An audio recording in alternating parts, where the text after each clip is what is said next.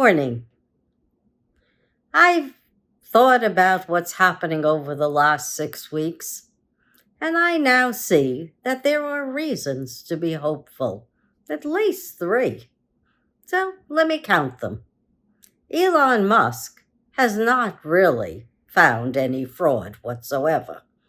Not even the $8 billion that he claims out of, God knows, a $3 trillion plus budget. He can't document any fraud.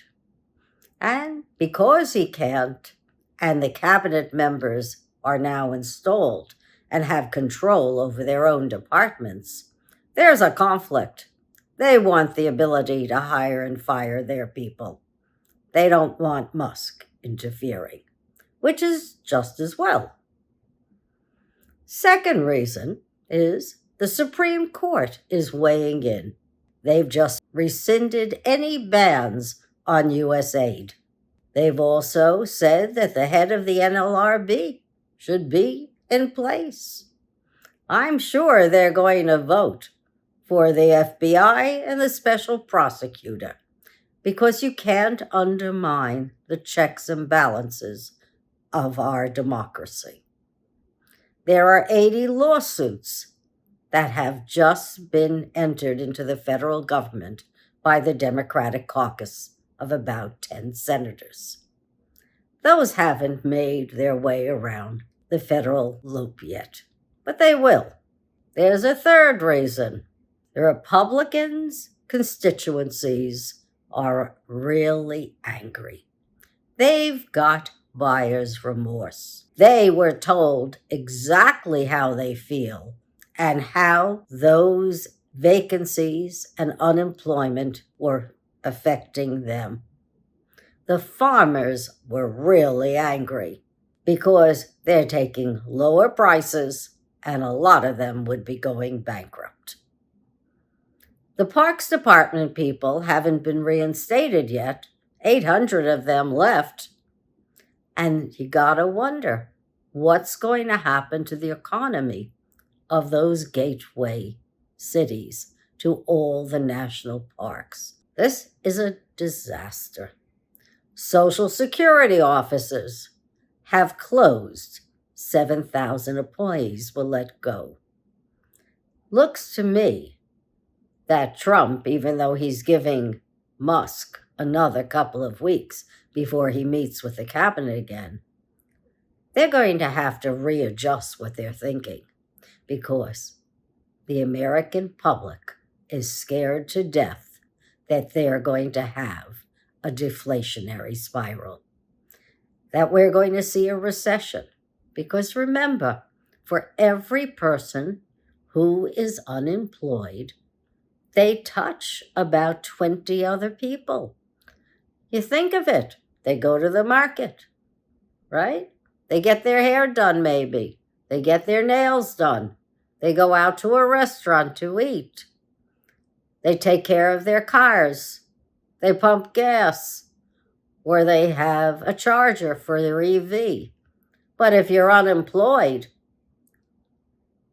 what are you spending? And we already know spending is down for January. And it looks like inflation is way down to 1.5%. That's under the 2% goal of Jerome Powell. So things are not going in the right direction at all.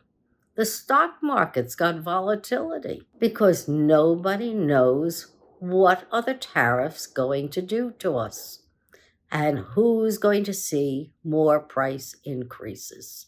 Why did this happen? Why did we need Doge to begin with? The only thing I can come up with is that they intended, meaning Trump's GOP and Elon Musk and J.D. Vance, intended to hollow out all the agencies. Once they hollowed them out, then they could say they were non-performing. If they're non-performing, they could be privatized. And then who would be getting the agencies? Then those agencies are up for grabs. Somebody would certainly want to take over Fannie and Freddie. And I think Musk is going to take over Noah. And certainly right now, he's taking on a lot of the internet service that was slated to go to Verizon. That might cause a problem because they've already dug for the fiber optics in the area. I don't think that Starlink is going to get in there. But Starlink has certainly gotten into the FAA, and it will be expanding in our country. After all, Musk invested $280 million. He's looking at the special elections. He wants to invest more. And we know in the old days, for any dollar that a lobbyist put in, they got 127 back. So what do you think Musk expects for his 280 million plus? Well, that remains to be seen. Meanwhile, I think we should just wait and see what happens. And what I'd like is, if you've been laid off from a federal agency, and I know one of my friends already knows 3 folks, please contact me at the Voice of Joyce at earthlink.net, and let's chat. And I can put your stories on the web, YouTube and TikTok, because folks should know the impact of all of these layoffs. There are people affected. It's not just numbers.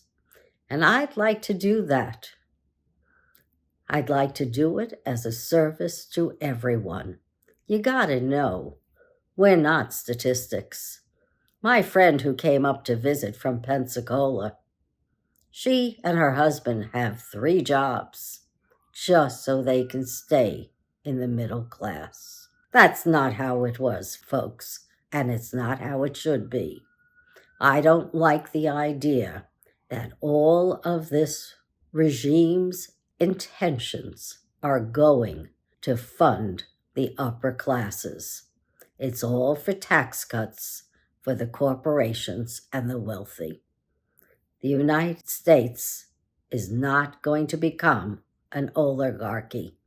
We want our democracy, and we want it so we all prosper.